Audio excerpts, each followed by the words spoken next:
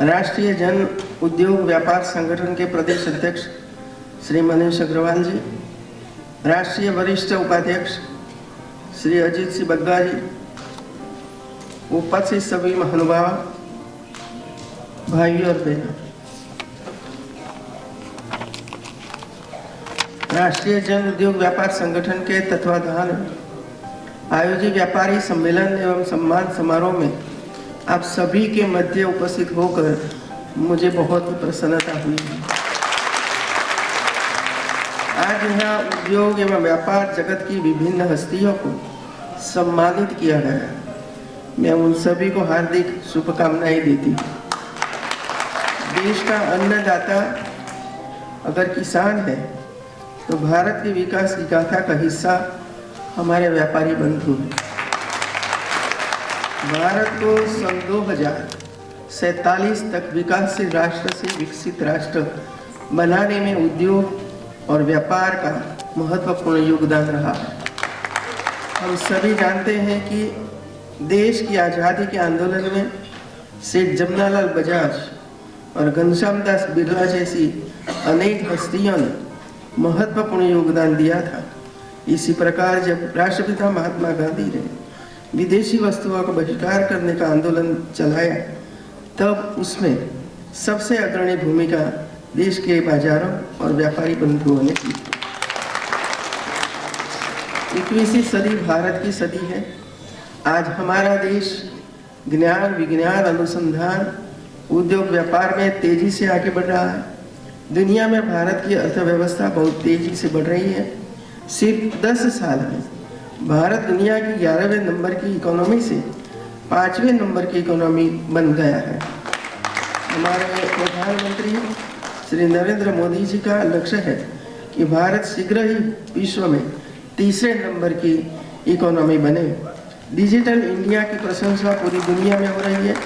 आज भारत को दुनिया एक विश्व बंधु के रूप में देख रही है। दुनिया के हर बड़े मंच पर भारत की आवाज़ सुनी जाती है। देश की अर्थव्यवस्था का आधार व्यापारी समाज है।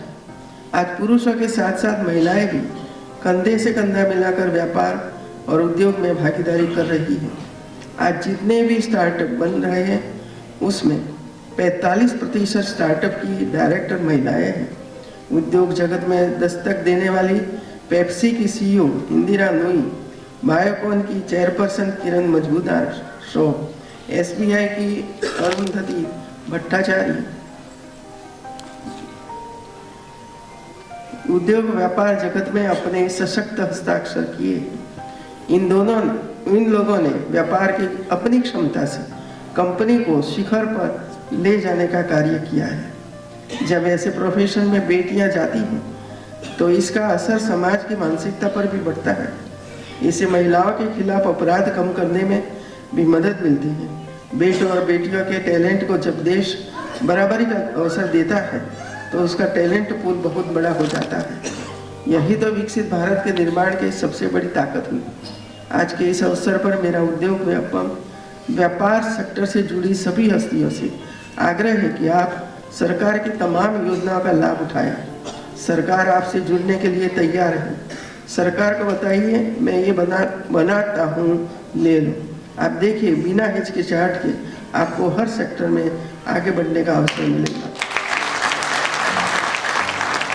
मेरा मानना है कि उद्यमी और व्यापारी भारत की हर सिद्धि में पूरे मनोयोग से लगकर उसे कामयाब बनाकर आगे बढ़ाने का काम कर रहे हैं और मुझे उसमें कोई दुविधा नहीं है। आत्मनिर्भर भारत की प्राण शक्ति इसी में है।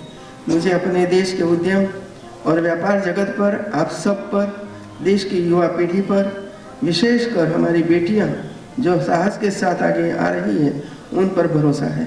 इसलिए मैं कहती हूँ कि ये देश अपने सारे सपनों को अपनी आंखों के सामने सिद्ध होते हुए देखने वाला है। आप स्वयं अपनी आंखों के सामने देखेंगे, हाँ, परिवर्तन हुआ है। मुझे इस बात की प्रसन्नता है कि व्यापारी समाज सिर्फ अपना जीविकोपार्जन ही नहीं करता, बल्कि धार्मिक व सामाजिक कार्यों में भी बढ़ चढ़कर हिस्सा लेता है। कोरोना काल की विषम परिस्थितियों में भी व्यापारी वर्ग ने न सिर्फ आवश्यक वस्तुओं की सप्लाई चेन को बनाए रखा था, बल्कि दान के माध्यम से राशन और भोजन वितरण जैसे कार्यों में जितना भी सहयोग कर सकते थे यथासंभव अपना योगदान कर रहे थे। इसलिए अगर व्यापार और व्यापारी मजबूत होगा तो देश और प्रदेश भी मजबूत एवं सशक्त होगा। मुझे इस बात की प्रसन्नता है कि राष्ट्रीय जन उद्योग व्यापार संगठन छोटे रिटेल व्यापार से लेकर बड़े उद्योगों के लिए निरंतर कार्य कर रहा है तथा उनके व्यापार को बढ़ाने में मदद भी कर रहा है। साथियों, मुझे अच्छा लगा जिन लोगों को सम्मान करने का मुझे अवसर मिला है। इसका मतलब ये नहीं है कि और लोग अच्छा कार्य नहीं करते होंगे, वो भी अपनी तैयारी करें। अगली बार आपको भी सम्मान करने का मुझे मौका मिलेगा। आप सभी और अधिक ऊंचाइयों को प्राप्त करें, ऐसी मेरी शुभकामना है। मुझे आवेदन पत्र बड़ा लंबा दिया गया है। मैं तो व्यापारी हूं ही नहीं। व्यापार की आटी गुटी जो बोलते हैं ना, आटी गुटी हम गुजराती में हमारा शब्द है, वो तो मैं पहचानती नहीं क्योंकि मैं व्यापार नहीं करती हूँ। मैं शुद्ध टीचर हूँ, शुद्ध टीचर हूँ। और हमारी जिम्मेवारी है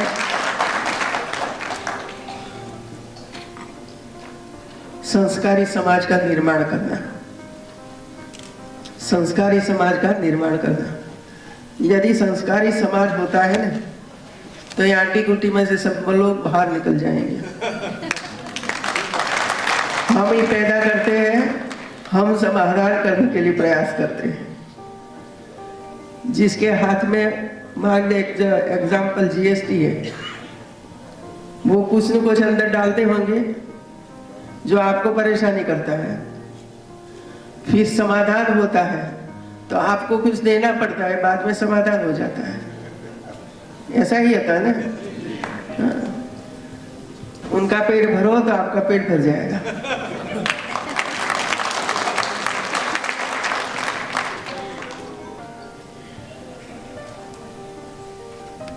व्यापार और व्यापारी और व्यापार करना, देखिए आज हमारे कई लोग जो इंटरनेशनली व्यापार करते हैं, तो आप सबको पता है, छोटे व्यापार भी हैं, मध्यम कक्षा के व्यापार भी हैं और बड़े लोग भी हैं। यदि हम एक दूसरे का शोषण नहीं करते तो सबका भला होता है, ये समझिए। परिस्थितियों का निर्माण कैसे होता है? मैं तो किसान की बेटी हूं, किसानी करती थी और आज भी इसमें रुचि है। मित्रों, किसान की जब फसल पैदा होती है, फसल पैदा होने जा रही है तो कई कठिनाइयां आ जाती हैं। वो सोच रहा है घर में बैठकर कि आज फसल बहुत अच्छी है, इतने पैसे मिलेंगे, इतने पैसे मिलेंगे, बेटी का विवाह करेंगे, बेटा का विवाह करेंगे, मकान अच्छा बनाएंगे, ये सपने वो देखता है। और जब कुछ बारिश आ जाती है, ओले गिर जाते हैं, कुदरती आपत्ति आती है, फ्लड आ जाता है, तो फसल नष्ट हो जाती है। जो बचा खुचा रहा वो ही इसकी इनकम जनरेट होती है इसमें से। और कई व्यापारी या तो कई किसान ये सब कुछ काम करने के लिए बैंकों में से ऋण लेते हैं, और बैंकों में से जो ऋण लेते हैं उसी समय उनका सपना तो वही होता है कि भर देंगे, फसल अच्छी होगी तो, लेकिन फसल अच्छी नहीं होती है तो वो ऋण और बढ़ जाता है, और बढ़ जाता है। फिर सरकार बीच में आ जाती है, वे चलिए आपकी फसल का इतना दाम देंगे, आप बाजार में जाकर बेचो, व्यापारी उसका ले लेता है। ऐसा और ऐसा चलता ही रहता है, चलता ही रहता है। आप बताइए सरकार क्या करे इसमें? ओले गिरेंगे, सरकार क्या करेगी? सरकार उसको सहाय करती है, सपोर्ट करती है कि भाई चलिए नुकसान ज्यादा हुआ है आपको, लेकिन हम इतना तो जरूर आपको देंगे, और देते हैं, उनको मिलता है। संसार का चक्र इसी तरह चलता रहता है। लेकिन जो परिस्थितियां पैदा होती हैं उसका समाधान करना ये सरकार और संगठन का काम है, साथ में बैठकर। कई सरकार को छोड़ना पड़ता है तो कई व्यापारी को छोड़ना पड़ता है। कोई इधर आएगा, कोई इधर जाएगा, तो समाधान हो जाएगा। तो मेरा तो एक ही सुझाव है भाई कि आपके प्रदेश के मंत्री, वित्त मंत्री, इनके साथ बैठिए, चर्चा करिए क्या क्या परिस्थितियां हैं, और इसमें यदि माध्यम बनना है तो मैं जरूर माध्यम बनूंगी उनको बुलाने के लिए।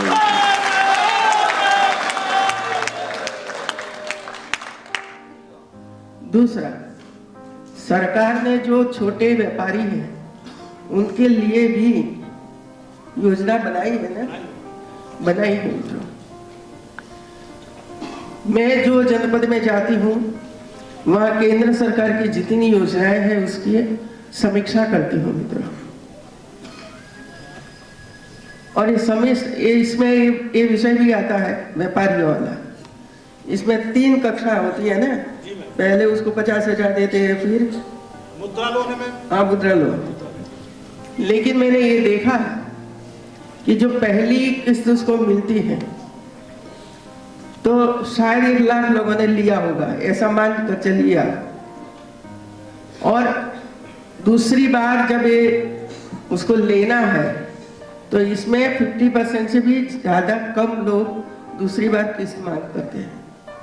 माना कि 1 लाख लोगों ने पहले लिया, 6 महीने के बाद उसने बराबर उपयोग कर दिया तो दूसरी बार उसको दे सकते हैं। लेकिन पहली बार 1 लाख ने दिया तो दूसरी बार 20,000 ही व्यापारी को मिलता है। तो मैं जब अधिकारी को पूछती हूँ कि 1 लाख लोगों ने तो यूज किया कि नहीं किया, ये तो मुझे बताइए। क्या बात है, क्या बात है, वो बताइए मुझे। यदि 50,000 रुपया आपने दिया है तो सैंक्शन कितना हुआ था, कितना इसने उपयोग किया, और ये उपयोग में उसको कुछ तकलीफ आई कि नहीं आई, इसकी समीक्षा आप नहीं करोगे तब तक वो दूसरी किस्त लेने के लिए कैसे आएगा।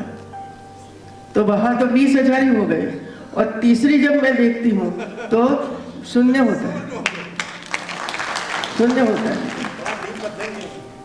तो ये मेरा अध्ययन है इसमें, और मैं डीएम से इसकी चर्चा भी करती हूँ। बैंक वाले भी होते हैं, बैंक वालों को भी बताती हूँ कि भाई इसमें क्या प्रॉब्लम है, मुझे बताइए। 1 लाख ने लिया तो लास्ट वाला 1 लाख वही होना चाहिए ना, थोड़ा बदल जाता है, जो लेता है वही 3 बार लेगा। तो ऐसी तरह जितनी योजनाएं राज्य सरकार ने या केंद्र सरकार ने बनाई हो, चाहे एजुकेशन में हो, चाहे आपके लिए हो या हेल्थ के लिए हो, ये सब कुछ हमें देखना पड़ेगा। और बार बार ऐसी समीक्षा अधिकारियों के द्वारा होती रहेगी। तो आपका ये जो प्रश्न है ना, ये प्रश्न का आज नहीं तो कल समाधान हो सकता है मित्रों। आपको भी ये पता करना पड़ेगा कि कहाँ तकलीफ है। आप जिला में प्रवास करते होंगे और जिला के अध्यक्ष भी हैं, तो वहाँ जिला में जिसने भी ऐसी लोन वगैरह लिया है उनका ऐसा सम्मेलन आपको करना पड़ेगा। इसमें महिलाएं कितनी हैं, किसान कितने हैं, आप जैसे व्यापारी, मध्यम वर्ग के व्यापारी कितने हैं। और व्यापारी तो अलग अलग प्रकार के हैं ना, कोई एक ही प्रकार के तो व्यापारी है ही नहीं। तो उनके साथ बैठकर भी पता करोगे तो मूल प्रॉब्लम क्या है ये आपको पता है। प्रॉब्लम की जड़ ढूंढने की जरूरत है मित्रों, जड़ ढूंढने की जरूरत है। आपने कहा कि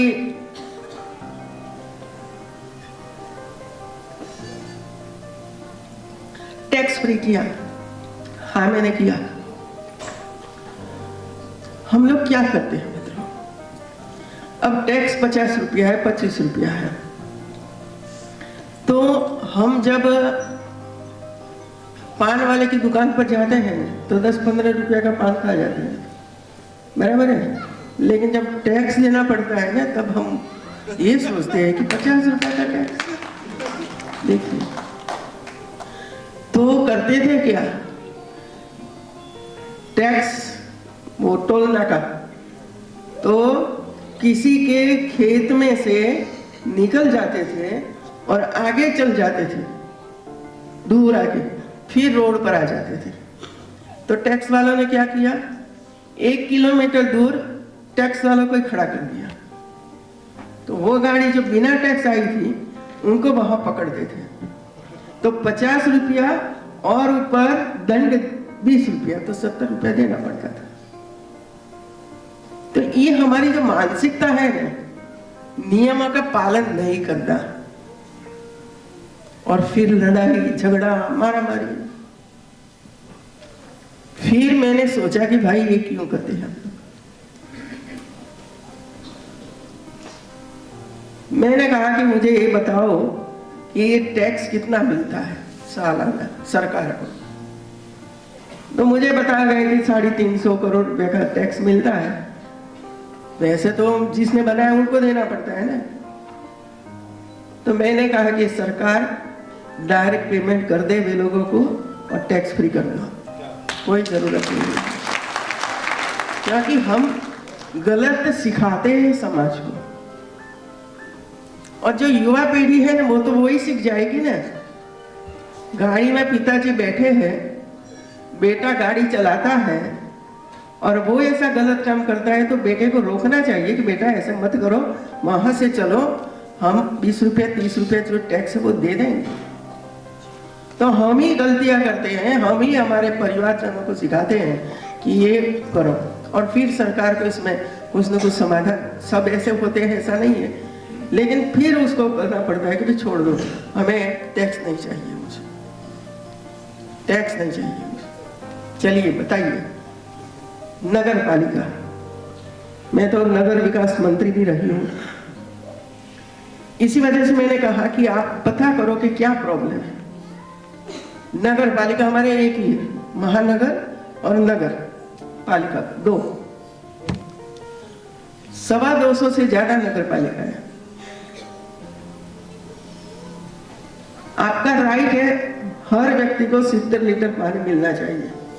अब 5 व्यक्ति है तो 350 लीटर पानी आपको मिले, और सरकार का काम भी कितना पानी आपको डेली मिलना चाहिए। लेकिन उसने इतना ही पानी का यूज किया, ये हमें कहां पता है। और इसी वजह से 2 घंटा पानी देते हैं तो 2 घंटा नल चालू ही रहता है, चालू ही रहता है, चालू ही रहता है। हमारी महिलाएं कपड़े धोएगी तो नल चालू, एक साड़ी 10 बार ऊपर नीचे करेगी, 10 बार, पानी गटर में चला जाए नल। ये परिस्थिति है मित्रों, ये परिस्थिति है। और 2 घंटे तक मशीन चलेगा, वीज बिल आएगा, और वीज बिल जब आता था 2 लाख रुपया 2.5 लाख, तो भरते नहीं थे तो ऊर्जा वाला करेंगे, उनको भी ऊर्जा विभाग चलाना है ना, तो उनको भी पैसे चाहिए, तो वो जाकर कनेक्शन काट देता था। कनेक्शन कट गया तो मंत्रियों पर फोन, मैडम कनेक्शन कट गया, पानी बंद, माटला युद्ध, ये चालू। अब ये विषय मेरे सामने भी आया, क्योंकि मैं भी पाटन में विधायक थी, मंत्री थी, और बार बार ये होता रहता था। जब मेरे पास ये विषय आया, मैं मंत्री बनी, तब मैंने अधिकारियों को बुलाकर कहा, भाई एक काम करो, सभी नगर पालिकाओं ने कितना कर्ज है ऊर्जा विभाग का, ये निकालो, और दूसरा कितनी नगर पालिका है जिसका हर महीने का या तो सालाना वीज बिल कितना आता है, सालाना वीज बिल कितना आता है ये निकालो, और कर्ज कितना है ये निकालो। 1-1.5 महीने के बाद पूरा इंफॉर्मेशन मेरे पास आई, तो तो हम लोग बैठ गए। मैंने कहा कि एक काम करो, सबसे पहले हम ये जितना कर्ज है नगर पालिका का, ये सब राज्य सरकार का शिक्षा विभाग, नगर विभाग ये भर देगा। तो वहां तो जीरो हो गया, वहां जीरो, तालियां तो बजाओ, आगे देखना। और दूसरा निर्णय ये लिया कि आपका ये जो सालाना बिल इतना है, आज इतना बिल राज्य सरकार भरेगी और इससे ज्यादा जो बिल आएगा तो ये नगर पालिका को भरना है, वो नगर पालिका भरेगी। और तीसरा हम लोगों ने निर्णय किया, हर साल राज्य सरकार का ये नगर विकास, आपका जो सालाना 10 लाख रुपया बिल आया, तो हम जो आपको ग्रांट देते हैं ना सालाना 4 करोड़ 5 करोड़ 7 करोड़ रुपया, इसमें से हम हर साल 20 लाख रुपया काट लेंगे मित्रों। तो एक साथ उनको पैसा नहीं मिलते थे। हमने समाधान किया, समाप्त हो गया सब कुछ। तो इसी तरह सोच समझकर प्रॉब्लम का मूल कहाँ है, वो जब तक हम नहीं पहुंचेंगे तब तक उसका समाधान नहीं होगा। रेवेन्यू विभाग का लास्ट में मैं आपको बताती हूँ, इधर रेवेन्यू का बड़ा प्रॉब्लम है मित्रों, कोई माने या न माने। राजस्व, रेवेन्यू से ही सब कुछ है ना जी, रेवेन्यू से इनकम भी होती है, रेवेन्यू से भाई भाई के बीच में वैरजर भी होते हैं, और रेवेन्यू की वजह से हत्याएं भी हो रही है। रेवेन्यू मूल में है यूपी में, और जब तक उसको ठीक नहीं करेंगे तब तक कई समाधान शक्य नहीं होगा। और इसी वजह से रेवेन्यू का रिकॉर्ड ये अद्यतन होना चाहिए, ऑनलाइन होना चाहिए, शुद्ध रिकॉर्ड होना चाहिए मित्रों। मैं 2007 में रेवेन्यू मिनिस्टर बनी। सबसे पहले रेवेन्यू में सुधार किया,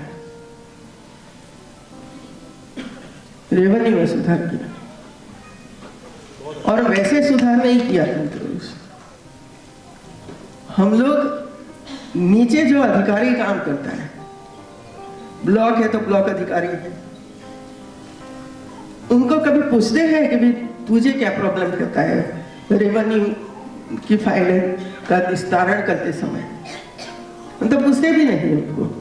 ऊपर जो बैठे हैं, जिसको एसीएस बोलते हैं, प्रमुख सचिव बोलते हैं, उनको तो कुछ पता ही नहीं होता है, क्योंकि वो तो 2 साल रहता है फिर चला जाता है, 2 साल रहता है फिर चला जाता है, डीएम की ट्रांसफर होती रहती है।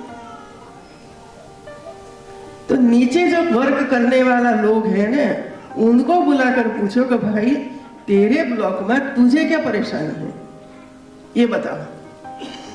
और मैंने ये काम किया था मित्रों, और मुझे रोकते थे हमारे अधिकारी कि as a CM, as a revenue minister, आपको ब्लॉक में जाकर मीटिंग नहीं करनी चाहिए क्योंकि आपके लेवल से नीचे है। मैंने कहा कि मैं तो ग्राम पंचायत में जाकर भी बैठकर पंचायत वालों को पूछूंगी गाँव में आपको क्या पता। ये स्तर वाली बात है ना, ये छोड़ो, ये प्रोटोकॉल में सब व्यस्त हो गए हैं मित्रों। ये प्रोटोकॉल है, ऐसा नहीं होना चाहिए। और इसी वजह से मैंने कहा कि रेवेन्यू ये सबके मूल में है, सबके मूल में। ये बात सही है कि नई सरकार बनने के बाद काफी कुछ सुधार हुआ है, लेकिन सुधार के लिए अभी भी प्रयास करने की आवश्यकता है मित्रों, आवश्यकता है। हम लोगों ने रेवेन्यू रिकॉर्ड ऑनलाइन कर दिया था, ऑनलाइन। विदेश में बैठा हुआ कोई भी व्यक्ति अपने नाम पर ये जमीन है या किसी ने बेच डाली, वो वहां बैठकर देख सकता था। इतनी पारदर्शिता लाए थे मित्रों, इतनी पारदर्शिता। आज तो पड़ोस वाली जमीन भी कोई खींच लेता है और अंदर जाकर खेती करने लगता है। वो मैं भी करवा दी। ये मेरे हाथ में नहीं है ना, मैं तो सलाह दे सकती हूँ, सलाह दे सकती हूँ कि ये करो भाई, और करना चाहिए। तो हिम्मत होनी चाहिए करने के लिए, जिज्ञासा होनी चाहिए। भाई हमारे देखिए, मैं व्यथित इसी वजह से हूँ कि पिछले 2 महीने में 2 परिवार, मतलब 4 परिवार खत्म हो गए सिर्फ न सिर्फ रेवन्यू में। पता है ना आपको? अभी एक तो घटना अभी लखनऊ में हुई, जमीन के मामले में हत्या है। तो ये स्थिति का निर्मित नहीं होना चाहिए मित्रों। किसान भी परेशान, व्यापारी भी परेशान, युवा भी परेशान। तो ये जो हत्याएं हो रही है ना, इसमें महिलाएं, सबसे ज्यादा परेशानी है महिलाओं को। मैं जब गुजरात में थी तब बार बार हम सुनते थे कि 5 बजे के बाद यूपी बिहार में महिला कोई बाहर नहीं निकल सकती है। तो हमें आश्चर्य होता था कि ऐसा कैसा वातावरण होता है, महिलाएं बाहर नहीं निकल सकती है। लेकिन अब परिस्थितियां पलटी है, महिलाएं भी बाहर निकल चुकी हैं, अच्छा काम कर रही है। इस सोच का परिवर्तन, लगता है कि सुरक्षा मिलेगी तो सब लोग अच्छी तरह से अपना अपना काम करते रहेंगे। गुजरात में 10 साल बेटी हो या 25 साल की बेटी, रात को 2 बजे भी कहीं से इधर उधर जा सकती है, आ सकती है, कोई परेशानी नहीं। तो ऐसा वातावरण सबके लिए होना चाहिए, सबके, चाहे व्यापारी हो, डॉक्टर हो, स्टूडेंट्स हो, सबके लिए ऐसा हो कि उनको भय नहीं होना चाहिए। व्यापार करने में भय नहीं होना चाहिए। लेकिन हम भय इसी वजह से है, मुझे भय क्यों रहेगा? यदि मैंने कुछ गलत काम किया होता तो कभी ना कभी मैं पकड़ जाऊंगी, तो मैं भय रखूंगी ही भाई। लेकिन यदि हम ऐसा कुछ गलत काम करेंगे ही नहीं तो हमें भय किस बात का?